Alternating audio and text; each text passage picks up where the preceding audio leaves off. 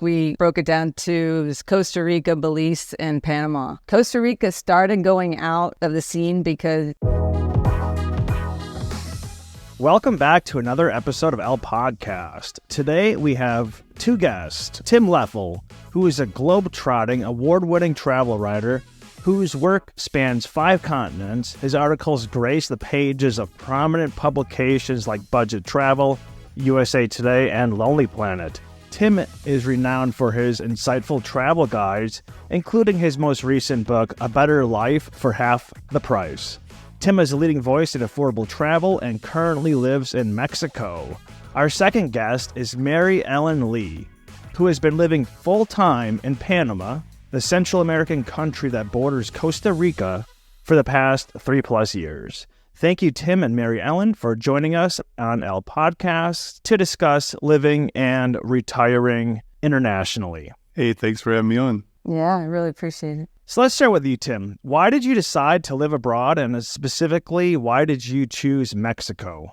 When I was younger, I was backpacking around the world for 3 years, and part of that time I taught English because, especially in the pre-internet days, that was kind of an easy way to move somewhere and live in a different country and still make a living. And so we did that in Istanbul, Turkey, and we did it in a suburb of Seoul, Korea, and that second one was for a year. And I really liked that experience of, having a base somewhere and really getting to know the place rather than just passing through quickly and getting a surface level impression. So later when we had a daughter, we wanted to duplicate that experience, but we wanted to do it somewhere closer so that we could still get back. And we were running a business, and so it's kind of hard to do that from the other side of the world if you ever have to do phone calls or anything. So we wanted to stay in this hemisphere, and Mexico is just super well connected for air connections. I mean, we're not even in a major tourist area, but we can fly home on American or United or Delta or any of the Mexican airlines. So, it was just partly a practicality thing, but then also I really like the culture and the food, and we're in a UNESCO World Heritage City called Guanajuato, where you can walk everywhere. There are only 2 streets that have cars on them in the historic center, and the weather's really nice all year. So it's just, that was part of it too, finding a good place and then somewhere that wasn't too far. I also taught English in South Korea, specifically Seoul. So we have that in common, Tim.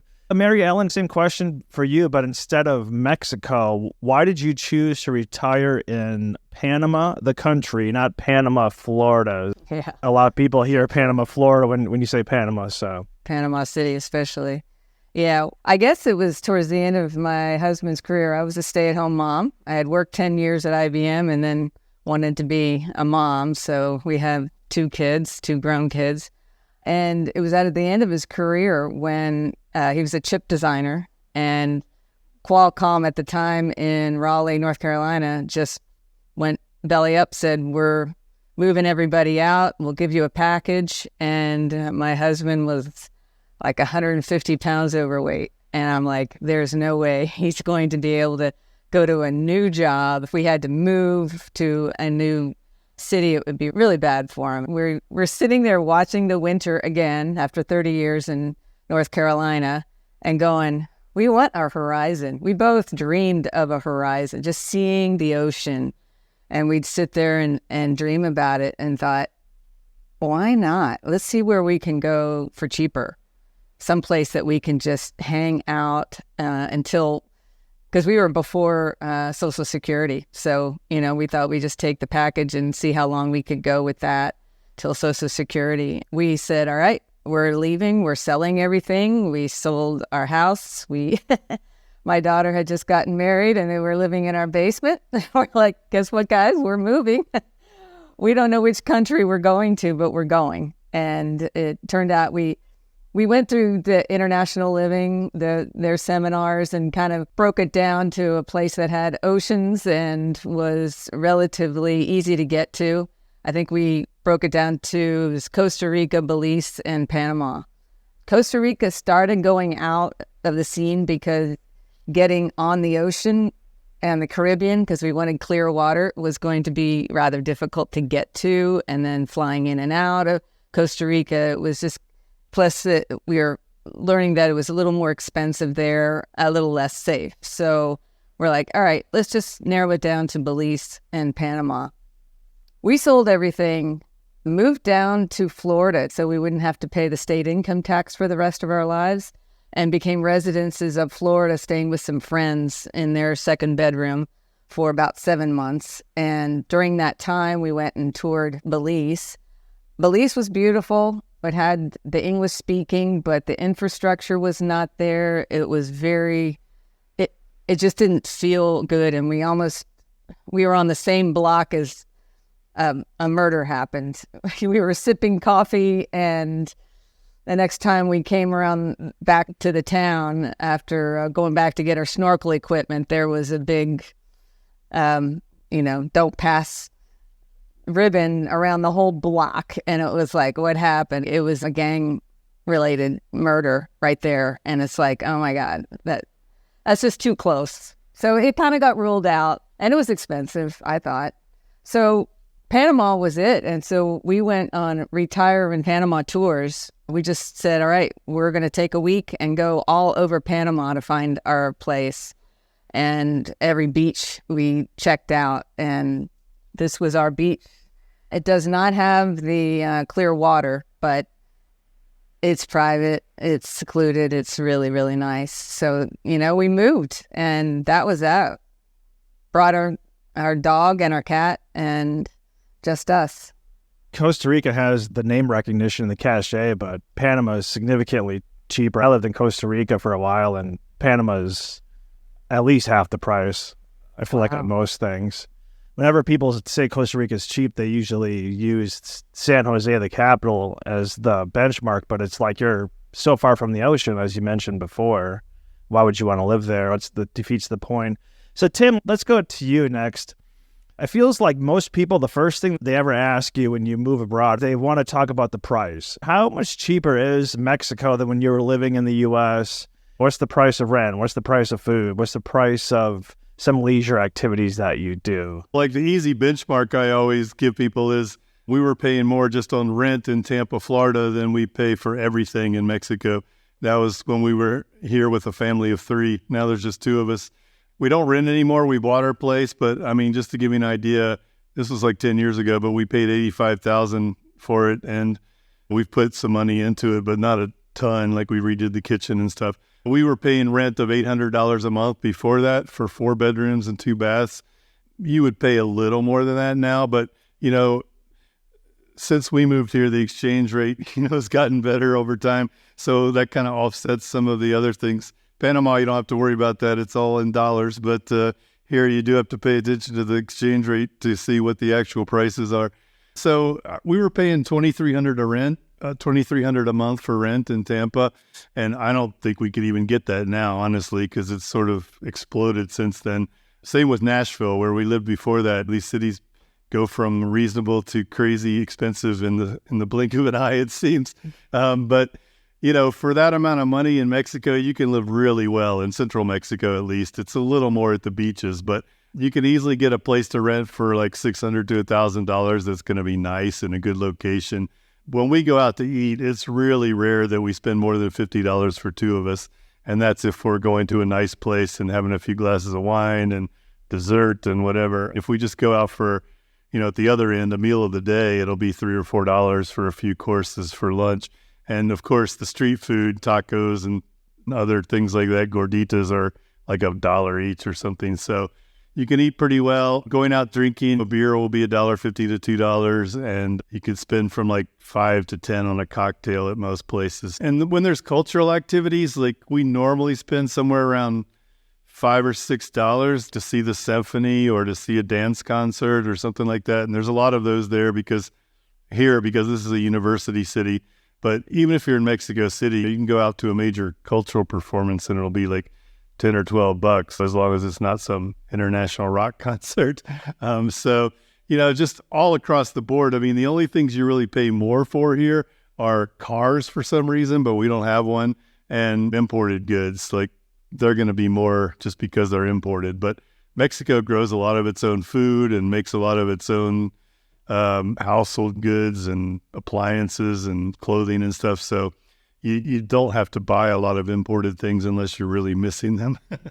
Yeah. Mary Ellen, what's the region you're at in Panama? And then the same question, what's kind of the price, average rent, going out, etc.? We are in Coronado area, which is pretty much an hour and a half from Panama City, where you would fly in. And it's along the Pacific coast. Prices here are probably going to be more expensive because that's where expats are. That's kind of where the flock happens when it becomes the season, the snowbird season. There's some high-rise condos back here. We're kind of the furthest one to the river. We have 3.5, it's like 3 bedrooms and a place for an office, 3.5 bathrooms on the ocean. We're on the 14th floor, and it is ranging from $1,200 to $1,400 here, but 2 condos down. I know a woman just said, hey, mine's available for $900. It's a 1-bedroom. It has the granite countertops. It's got all the appliances, the air fryer, everything. She spends $100 extra on the electricity and cable, using some air conditioning at some times. Some people need it. I think we do it at night. They are all splits, so you can only do 1 room at a time, which is great to save on electricity. And that's kind of what we do. So on season, anywhere $1,400 up to $2,000, whatever, for different units. But that's kind of the range for condominiums. But if you wanted a house, really $350 on up, it's really not that expensive. But you do have your trade-offs versus condo versus a house.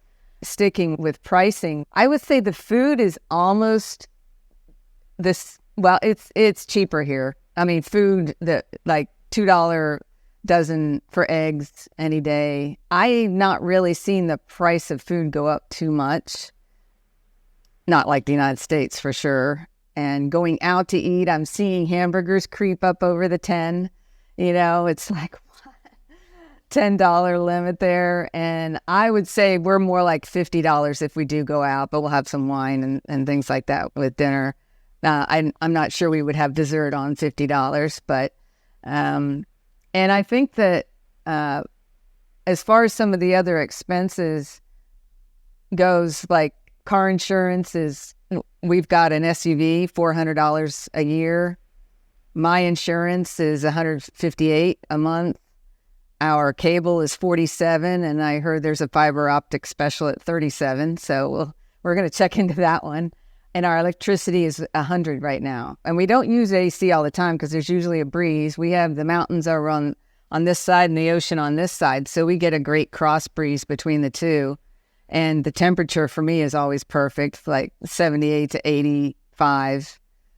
Humidity could be less, but that's kind of equal to the temperature sometimes. And I think it has helped us tremendously. We could not have this view. To see the sunrise in the morning, sunset at dinner time, every dinner out on the balcony, and it's totally private. There's nobody peering in. There's no other condos that near us. That's what I love for the price that we could never get, even as you're saying in Florida at $2,300 and before that escalation of all the prices. I can't even imagine. I think I was comparing at the time 3-4 years ago. It was like $4,500 for the same thing in Fort Lauderdale or something like that. This is exactly what we were dreaming of. We hit our coffee mugs in the morning and go, this is it. We did it. I just wanted to say that obviously the prices I was giving were for like a city that's not a main tourist attraction kind of place in Mexico. You would pay a bit more for San Miguel de Allende, which is an hour and a half down the road from me, a popular retiree place. And then you'd pay more again if you go to Mexico City, and then more again if you're in Puerto Vallarta or Playa del Carmen. So you have to keep that in mind. If you're in a place that gets lots of tourists, you are going to pay more. Or if you're in an expat enclave, which I understand Coronado is, if most of your neighbors are either foreigners or wealthy people from the country you're in, you're probably going to pay more. But you're going to have a nicer place, and it's going to be gated and all that good stuff. So, yeah, it's all a trade-off. And if you're comparing it to the United States or Canada, that's why I call this a better life for half the price, because you're spending half the money, but you're getting a quality of life that would have cost much, much more in the U.S. a lot of times. That's what it is, quality of life versus staying in the United States. And I think that these countries are fairly safe at this point. So, and we haven't even talked about healthcare. That brought me to my second point, which is people are curious about the safety aspect. And since you brought it up, MaryEllen, why don't you start first? Do you feel just as safe living in Panama as you did in the United States, or how would that compare? I did not realize how much I didn't even care about safety so much in the United States. We had 5 acres, left the door open a lot of the time, didn't really care. We were tucked away. And now, I mean, I never thought I'd be a condo dweller. Never, no way. We had land, we had a dog and cat, and they had the run of the land. But coming here and being in a condo has solved so many problems. Security-wise, for us, the robbers are going to get tired by the time they get to the 14th floor. And we really haven't had that much. It's petty theft that goes on. It's like if you have a house, you're an expat, they expect you to have a nicer TV or your computer sitting out on your desk within the window. They just go in the window and will take your computer or your cell phone or something. That's what we're up against. I have not seen like the murders or any high crime. Just high volume of music is probably not the only thing that we get around here. But as I said, I would go for a condo, just being able to lock the door and go whenever you want to and not have to worry about somebody taking care of your place or your pool or your landscaping while you're gone. That's kind of why we went with a condo. Plus, those condos usually have security and everything else. Tim, Mexico, I think most people have a impression that Mexico is a little bit more dangerous than, say, Panama. But you're in a different region than some of that stuff. How do you feel about the safety in Mexico, Tim? Yeah, I mean, some of that's valid. And of course, there's an agenda behind some of that. If you watch a certain news channel, they want you to be scared of every place outside the U.S. And Mexico is right next door, so it makes the news a lot. But I think the reason you hear about it when something happens to a tourist or an expat is because it's pretty rare, really. Most of the violence is cartel against cartel, the same way in the inner city of Detroit or Chicago, it's like gang against gang stuff. And, you know, people can be in the wrong place at the wrong time. But for the most part, it's not going to affect you as a foreigner. And things keep getting worse in the U.S., honestly. Like, I'm more worried when I'm in Florida than I am when I'm in Mexico, because not everybody and their brother has a gun in Mexico. It's just the cartel guys, really. There's a random shooting every day in the U.S., and it's completely random. It's not just wrong place, wrong time. It's like you can be just going to school or going to your office. From personal experience, I've never had anything happen to me. I've been coming to Mexico for 20 years. I haven't even been pickpocketed or anything. So for me, it's been fine. Most of the things I've heard are somebody wandering home drunk at 2 a.m. and getting robbed, or a crime of opportunity, like MaryEllen's talking about, you know, somebody's cell phone or laptop sitting on their deck and somebody walks away with it. But, you know, that can happen anywhere. I think it's a little overblown in Mexico, but you do have to have your wits about you, and it's not a good idea to drive around at night, not just because of crime, but also there's speed bumps everywhere and people walking across the road, and it's just not a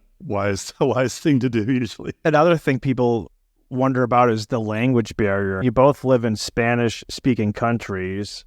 Do you speak Spanish, or do you find you can get by with English? Has there been a language barrier? I studied Spanish, studied like 2 years in college, so, minimal. But I picked it up pretty quickly. I don't speak very well grammatically, no, but I get across when I need to get across.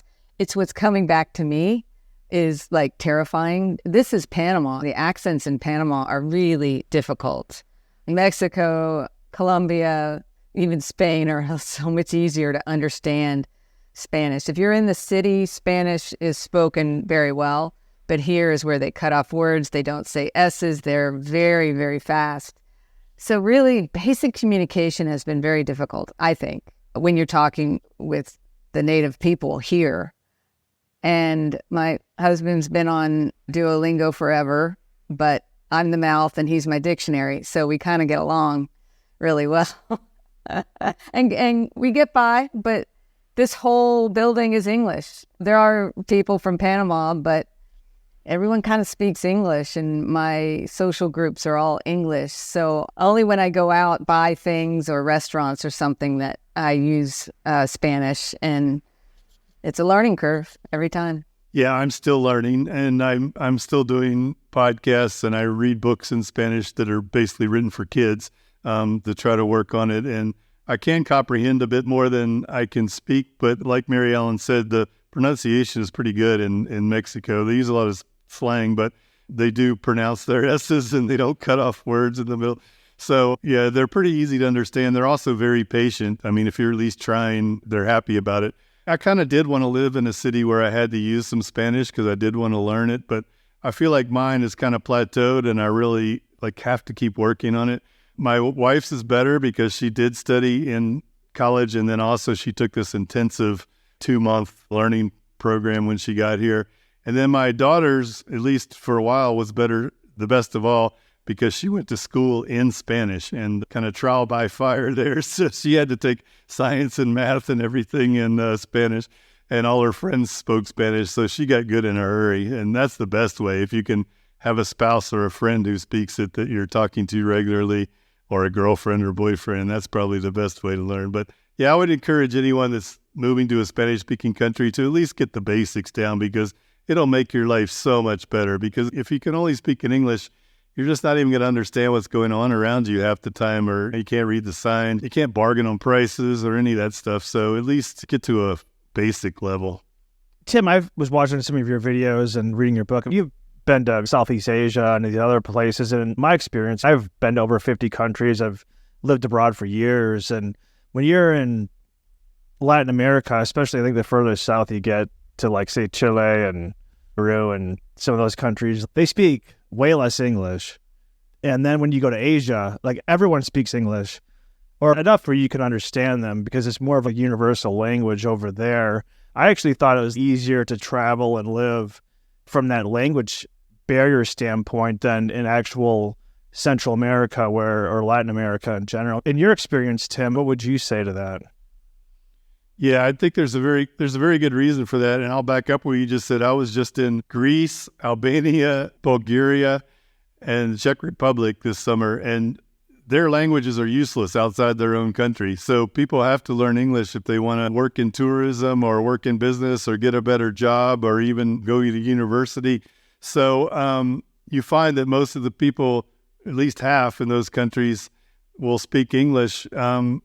And then when they don't, you can use Google Translate or something to put your camera on a sign or whatever. I was kind of appalled with myself about how little Greek I learned, and I was there almost 2 months, because you just don't have to. But in Latin America, it's a different story, though, because I always say you can go from Mexico to the bottom of South America without using anything but Spanish, and you can communicate with everybody. There's a few exceptions, like Belize and one of the Guyana countries, and Brazil. But even in Brazil, they understand you if you're speaking Spanish half the time. So I think those countries, they're a little lazier about it for a good reason. They don't have to learn English necessarily to succeed in life, even if they work in tourism. I mean, it's different if you're in Cancun, but in a lot of the country, they get a lot of domestic tourists, so they can just keep on speaking Spanish. I was in China, and I was on this tour bus. I forget, maybe I was Tiananmen Square or something.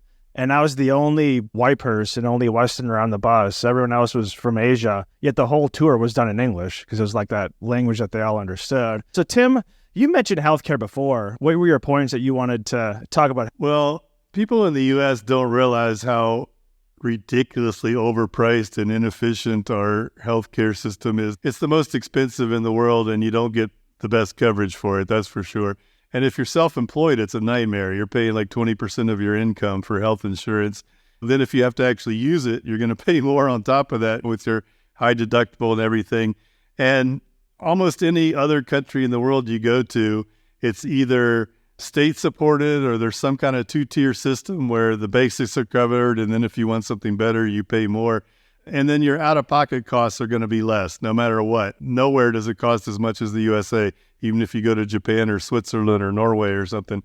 So, as soon as you get out of the U.S., no matter where you go, you're going to be better off.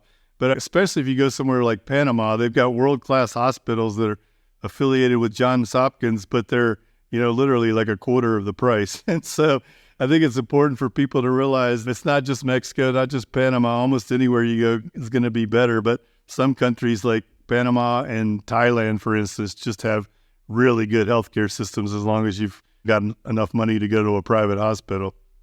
or your insurance covers it.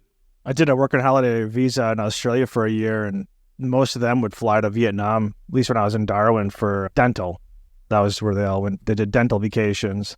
So, Mary Ellen, have you had any experience with the healthcare system in Panama during your 3 years? Do you go to the dentist, things like that? Right. The dentist is about $42 for a cleaning, and the dentist does it. In and out, 20 minutes. They're not pushing, oh, you need this filled, you need that done. It's just been good. I'll just go every 4 months, get her done. And as far as, thank goodness, we haven't had to go for anything major. The one time we did, my husband had an infection and his leg got really red. And I'm like, we need to go today. And it was like Saturday, of course, at like 4:00. And the one clinic that's associated with San Fernando Hospital in the city was not taking any patients at the time. So we had to go to San Carlos, which is about 20 minutes, 25 minutes away. It's a hospital, public hospital. So you go in and you sign up, you tell them your name and address, and she forgot to put the carbon copy underneath where she was writing it. So we had to do all that information again, and she gives us the receipt and says, go pay $2 down the corridor. You pay the $2 and you go see a doctor, and your medicine's there, but you pay the $4 before it was just so incredibly cheap. And I do have insurance, and that's if I'm in an ambulance, they're going to take me to a nice private hospital in the city or someplace nearby. If not, they'll just take you to the nearest public one. And sometimes you can get the doctors who work in the private ones that are working in the public ones, but more cases than not is what I hear is try and get the good ones in the city. And if you do ask for like a private one, a lot of times, and you don't have insurance, they'll ask you to pay $25,000 up front before you get in.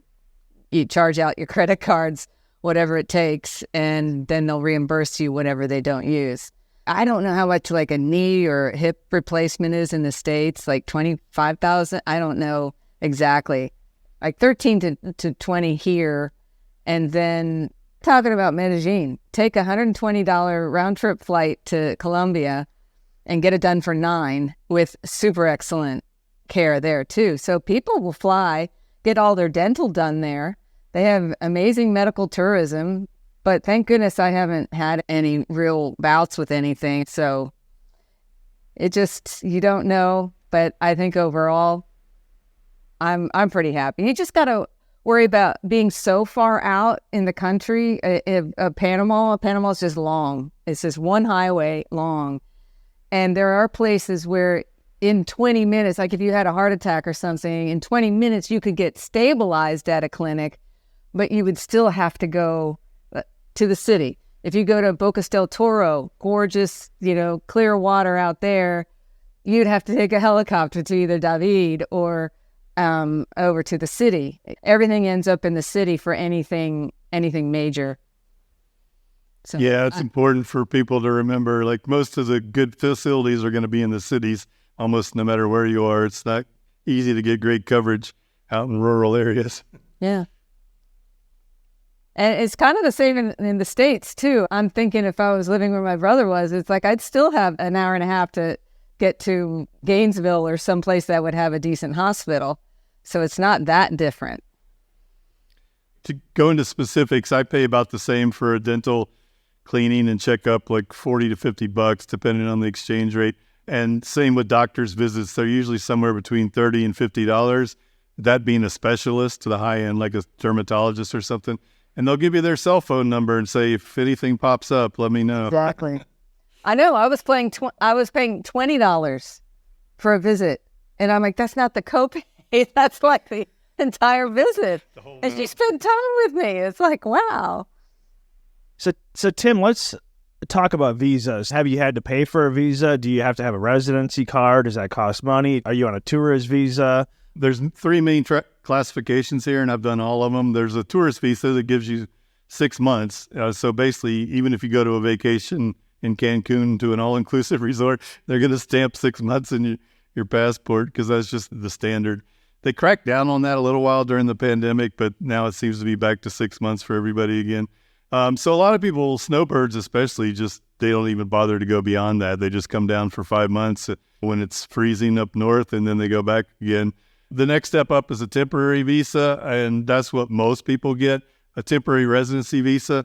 And you have to renew that every year. But after the 4th year, then you can go permanent. If you've been there all that time, they barely even check anything anymore when you get to that point, because they're like, well, you've supported yourself for 4 years, so you're good. Some embassies and consulates will let you go straight to permanent residency if you can show sufficient income or assets. And that's what I did last time. Though oddly enough, they gave my wife temporary residency and they gave me permanent, which is kind of stupid because she's a dependent. But anyway, I went straight to permanent. That was nice. I don't have to go back to the office ever if I don't want.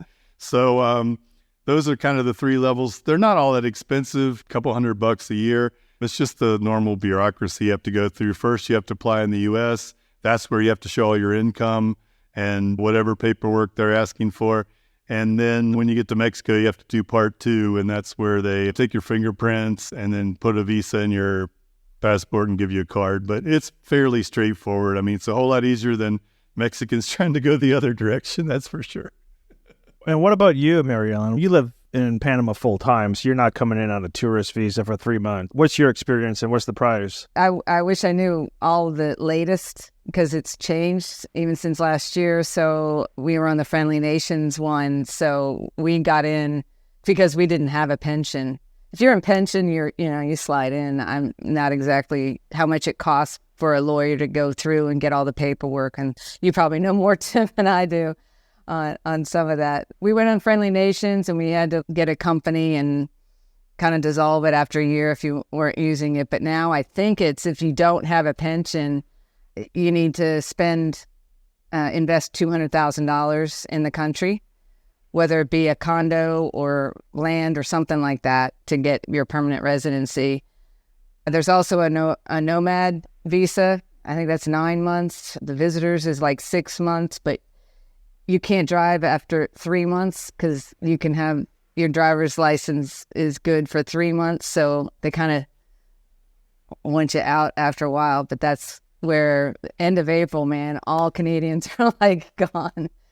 And they have direct flights too. So during the season, straight from a very local airport from here, Rio Hato, to Canada and back, but only seasonally. Sometimes to qualify for a retiree visa, you don't have to be anywhere close to retirement age. So just keep that in mind. Like Panama, Ecuador, Colombia, a lot of these countries, they say you could be like 45 years old or something as long as you're supporting yourself and have sufficient income. But obviously it does get easier if you have Social Security or pension or something else that's automatic. But MaryEllen, what percentage of people in Coronado, because that's an expat area, what percentage of, say, your friends or people you know do you think are snowbirds are there for maybe on the tourist visa versus, because $200,000 for some people could definitely be a barrier, but what percentage would you say are snowbirds? I think it swells to like at least half or less. I mean, if I'm considering my social engagements, like playing pickleball, I mean, there's just so many more people during the season to play with. And we taught a class, a beginner's class, my husband and I, and we had like 40 people. I remember one time, one class was like 25, and I go, okay, how many of you guys are coming back? It was in April, and I'm like, how many are coming back so we know whether to have the class or not? And it was like one person says, I'm living here the whole time, and everybody else was gone. And we're like, well, you're welcome, Canada. We just taught all these Canadians how to play pickleball. It definitely changes around here, but I like the off season. I like it when the Canadians go back because it's nice and quiet and it gets back to a very simple life. Yeah, and Canadians have something weird with their health insurance, which is public health insurance. They can't stay away more than 6 months, I don't think, or they lose it. So they have a definite ticking clock when they're heading south. Yeah, I think it depends on what province or territory you're in. I think like Saskatchewan, it's fairly loose. But yeah, I don't even think it was 6 months. I thought it was like 3 months in BC. I know when I visit my parents in Panama, a lot of their friends, they have to go back for the exact reason you just said, Tim. So I think, if you ever read the Blue Zone book where these people that are older and live to be 100 years old, hit the century mark. One of the biggest components is having a social structure, having friends, things like that, have activities that keep you young.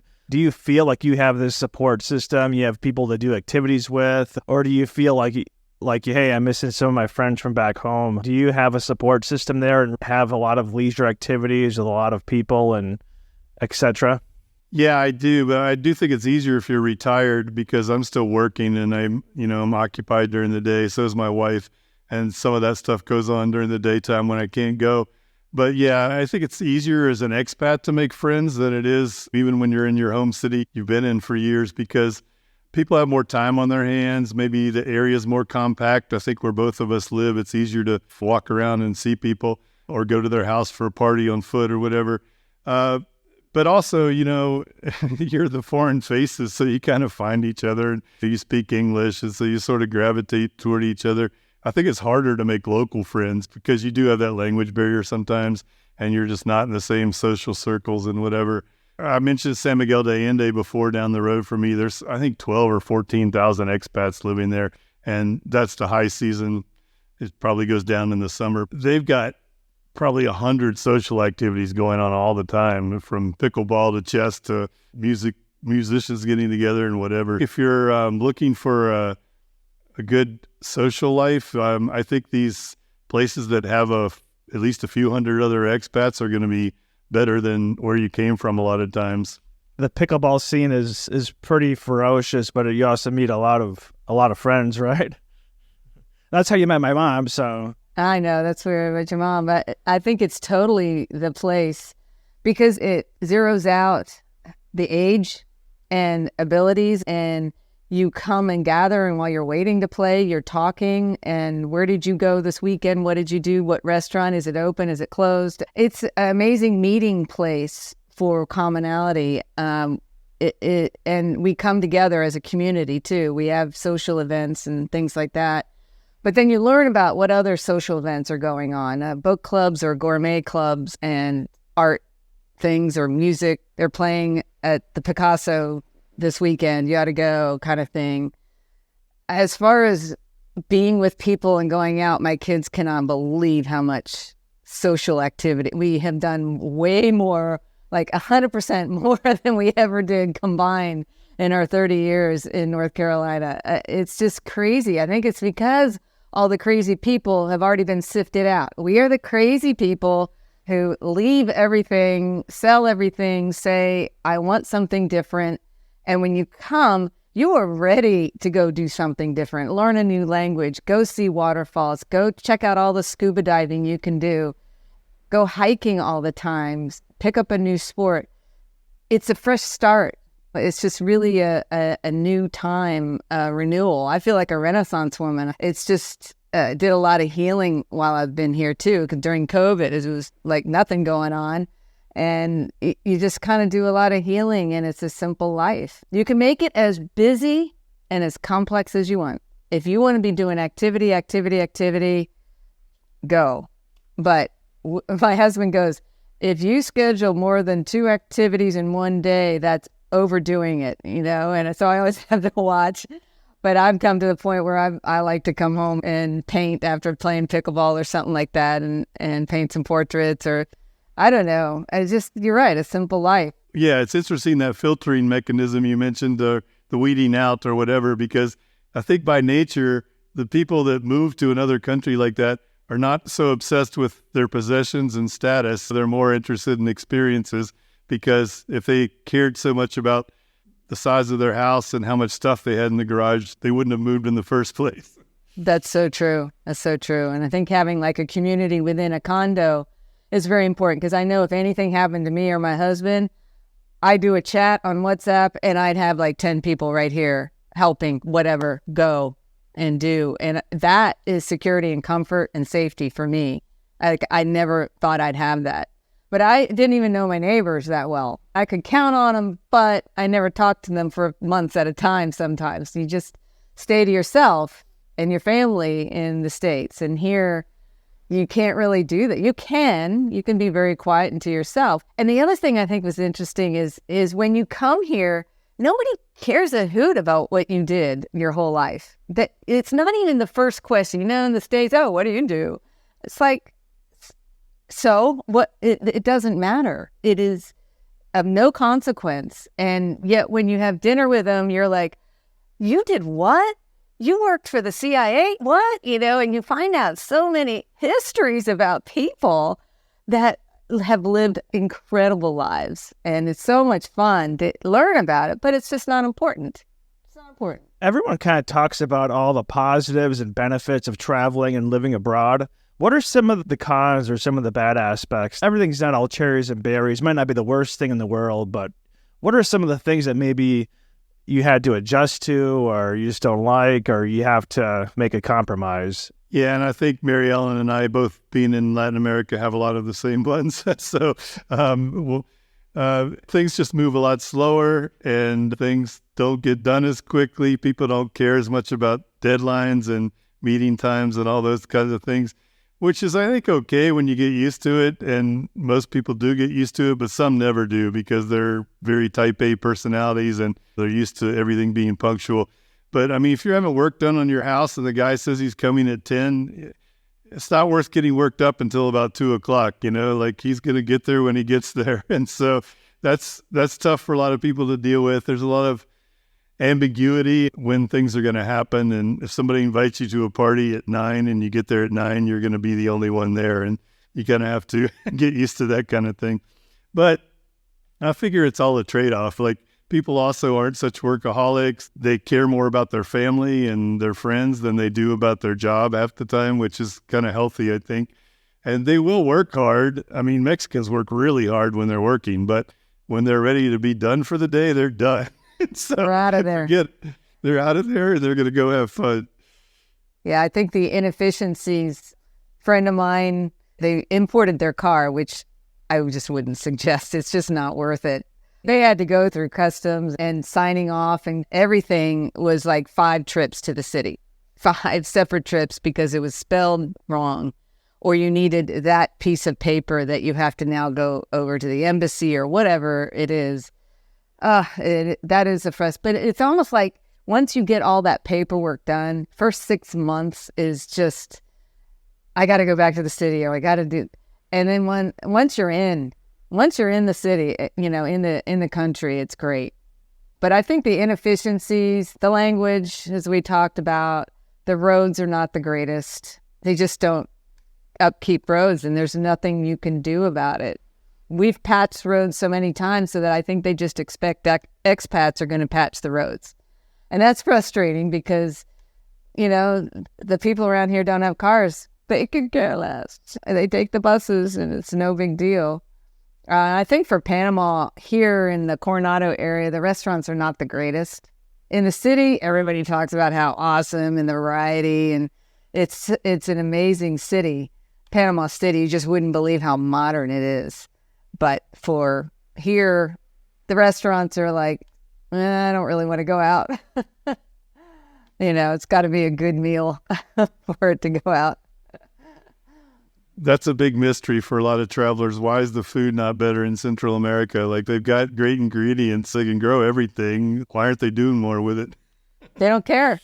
It's like that simple life. I just want rice and beans and chicken and whatever combination I can come up with that. So you'll get some restaurants, but not everything is to taste, for sure. The other thing is people get frustrated by the language barrier, and, that's something you can work on yourself, but it's always going to be there. You may have to get a translator sometimes if you're having something complicated done on your house, or you'll have to find the one guy who speaks English, So, or the guy to help you, get your driver's license. Like, if I did not have him, I mean, it was COVID, right? You have this, you have the wellspun, you have the plexiglass in front, and she's asking you whether you want to be an organ donor or not. And you're like, the guy was right there, and he's like, yes, she does. It's like, because they don't want to waste their time with expats, like, oh, God, another non-English speaker, an English speaker here. And so having people do those services for you, with you, the lawyers help out tremendously too. So you get around it. And one other thing is, other cultures have a different sense of personal space and a different sense of how much noise is acceptable and all kinds of things like that,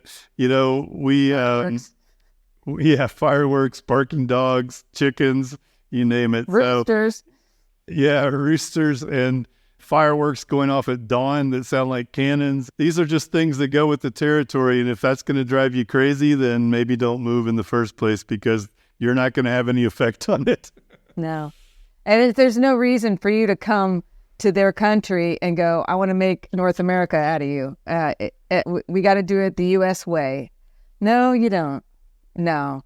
And it's embarrassing when people are like that. If they're like, hey, this wasn't served this way, or, they just start mouthing off. You're just like, oh, please, I don't want Panamanians to think that we are such idiots. I want them to be acceptable to us, that they can accept us and that we can be a benefit to them, because we're like taking over their pickleball, their courts. These are courts for the kids, and we do it in the morning when they're at school, and we want to teach the kids pickleball. So we're trying to help them bring the sport up and get pickleball on the Panamanian Olympic team there. So that's where we're headed.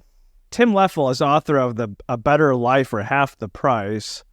Since you've actually written books on this, what are some of your biggest tips to people that are thinking like, hey, I want to move abroad, especially right now with the high inflation in the U.S.? Where can people go and live cheaper? And what are just some tips for actually implementing it? You've actually done this for years. That's the second edition of the book too. That was kind of my pandemic project, was to update that book in 2020 because it was really easy to get hold of people and interview them. I talked to people living in all these countries, so that's why I have a kind of general idea what the visa situation is and what the costs are like. Half the book is specific countries going through what it's going to cost you to live in Malaysia or Thailand or the country of Georgia or Bulgaria or whatever.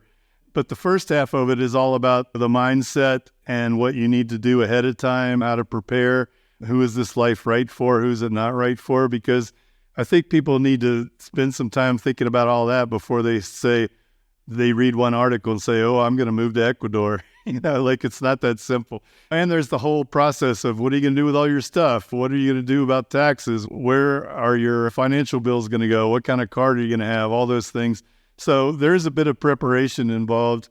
And then, I'm trying to run through in this book. I think there's 19 countries, like all the places where you can easily cut your expenses in half. And some of that is you got to consider like urban to urban and rural to rural. Like if you come from, Nowheresville, Iowa, and move to Buenos Aires, it might not be half the price. But if you come from any city and move there, it will be. And so there's a little bit of caveat there, but it's really not hard to move out of the U.S. and cut your expenses in half. And so those are the countries I'm trying to highlight. But even if you move to like Spain, you can still cut your expenses pretty drastically, just maybe not in half.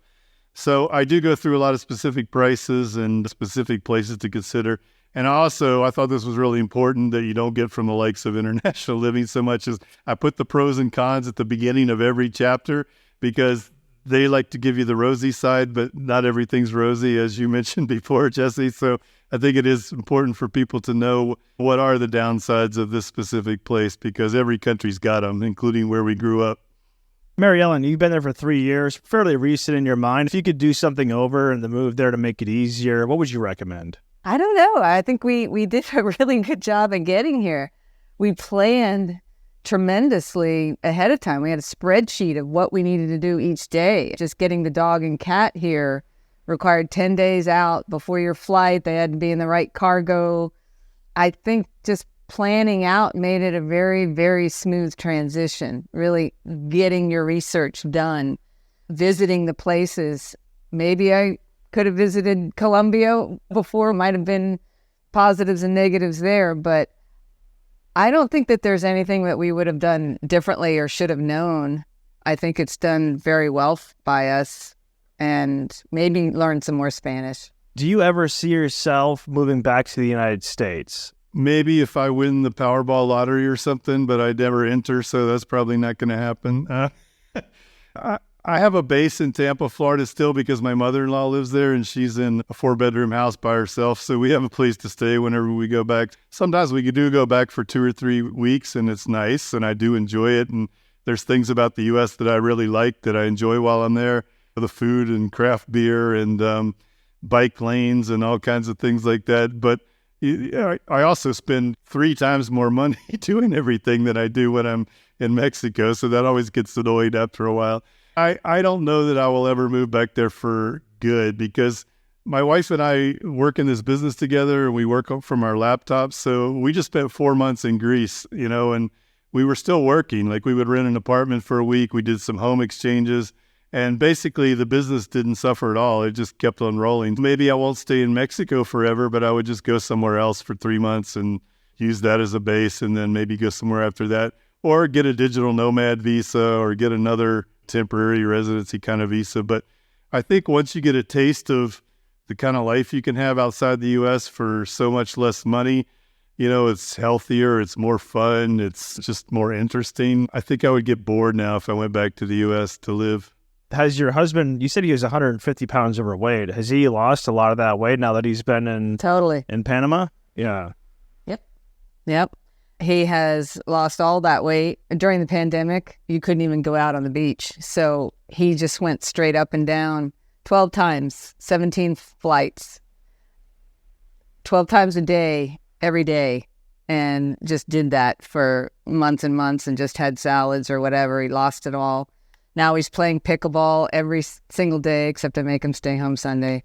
He exercises because he's retired for one, and that's just his body type requires a lot of exercise, but he has time to do it. Yes, he's lost all that weight. I'm probably the best shape I've been in my life. I mean, I do TRX, I do pickleball. I'm just feeling really, really good. Would we go back to the U.S.?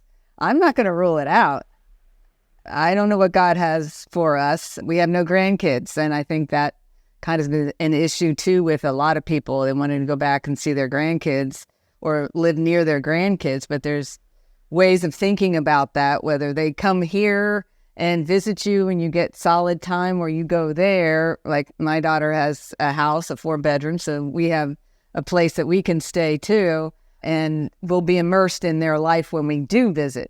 Meanwhile, my husband and I are having an awesome life here, but I think he does miss very, very competitive pickleball. He's a very good player.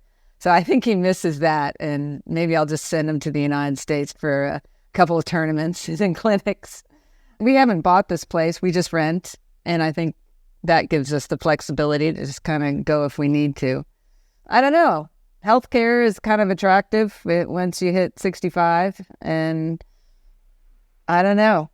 But so far, that's not something that we are even entertaining. It seems like in my experience when I've been there visiting with my parents, a lot of the expats kind of stick for 7, 8, 9 years, and then they hit a certain point and they end up moving back to Florida or something due to family reasons or health or something. Yeah, health. But it seems like there's always kind of this point.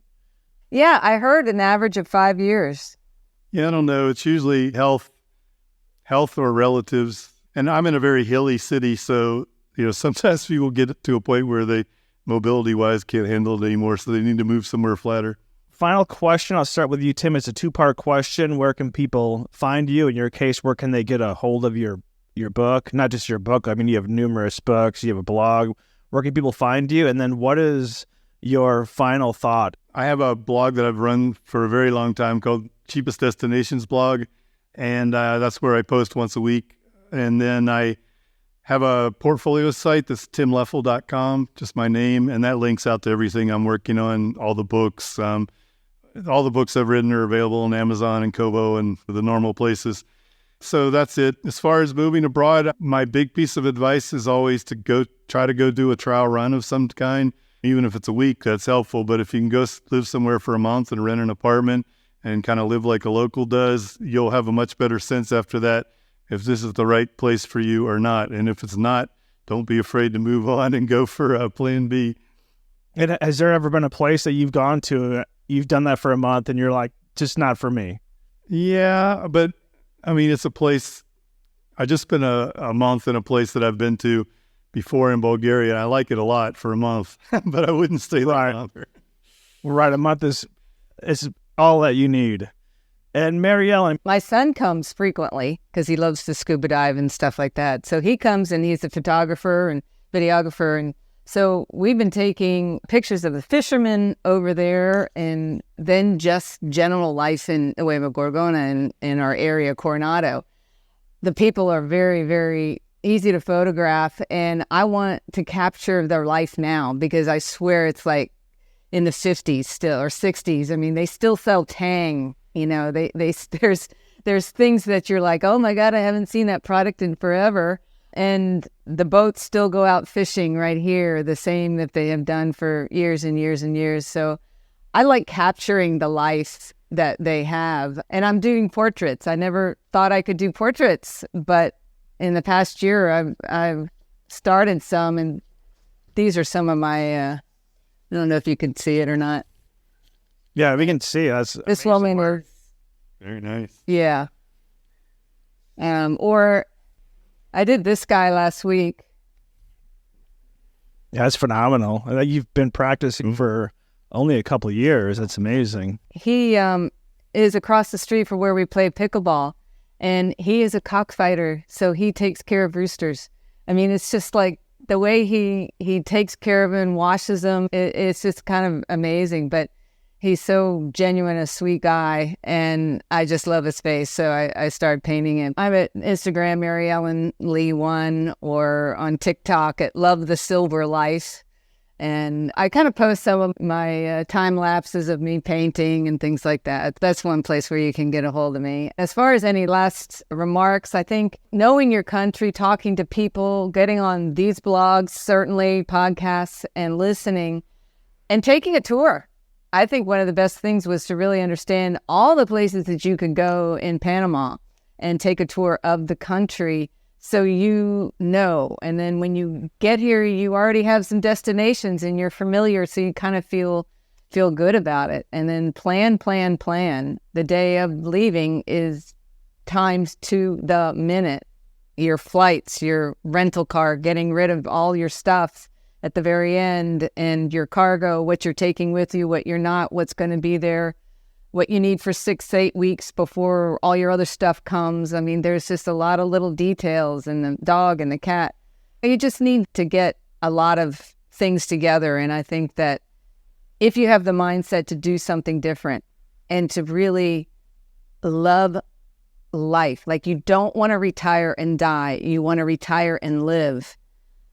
Doing something like this brings out a part of you that is a whole nother phase. And I think it's been a real inspiration for my kids too, to know that there's a whole amazing life after your work time is over, or even, you know, as Tim's doing during his work time, being able to travel and see the world and talk to people who have been in the world. And it's just a lot of fun. Thank you so much, Tim Leffel, author of the book A Better Life for Half the Price, and MaryEllen Lee, who's been living in Panama for the last 3 years. Thank you so much for joining us on El Podcast.